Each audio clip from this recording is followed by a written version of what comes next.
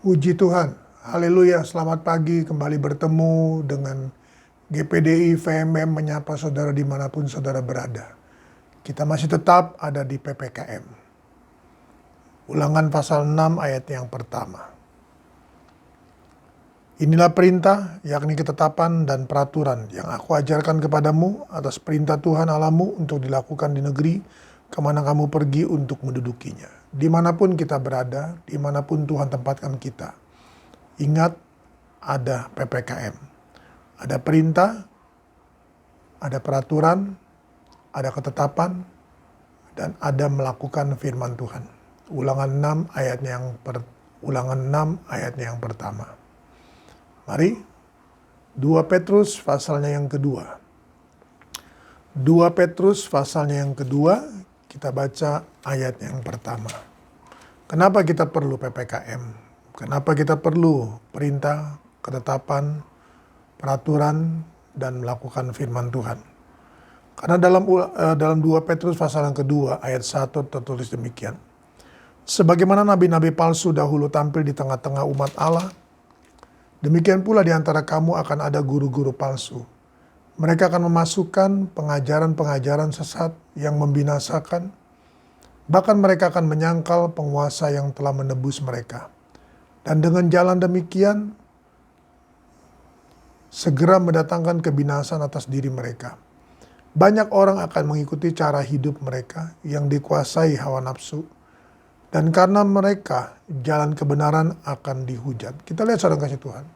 Tanpa PPKM, tanpa firman Allah, tanpa kita diajar, tanpa kita diberikan kebenaran, maka akan ada nabi-nabi palsu, akan ada guru-guru palsu. Dan akan ada banyak pengajaran yang akan membawa kepada kehidupan. Ayat 2 dengan tegas berkata, banyak orang akan mengikuti cara hidup mereka. Banyak orang akan mengikuti cara hidup mereka. Karena mereka dianggap sebagai guru, sebagai hamba Tuhan, bahkan sebagai nabi. Saudaraku, bayangkan sebagai nabi. Tapi tanpa dasar kebenaran firman Allah sehingga membawa pengajaran-pengajaran yang menyesatkan, kata Alkitab. Nah, oleh karena itu, saudara kasih Tuhan, hal ini disenangi banyak orang dan mereka akan mengikuti, dikatakan, cara hidup mereka yang dikuasai hawa nafsu, yang dikuasai kedagingan, yang menyenangkan daging, saudaraku. Dan tidaklah heran, maka akibatnya adalah jalan kebenaran akan dihujat. Jalan kebenaran akan dihujat. Bayangkan, saudara. Banyak orang akan mengikuti mereka dan banyak orang akan menghujat jalan kebenaran, saudara. Jadi kebenaran firman Allah akan dihujat banyak orang, saudara. Kenapa?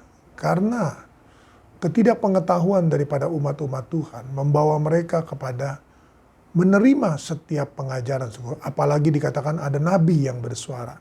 Itulah sebabnya dalam Matius 24 Yesus berkata, jangan engkau ke sana kalau dikatakan di sana ada Mesias.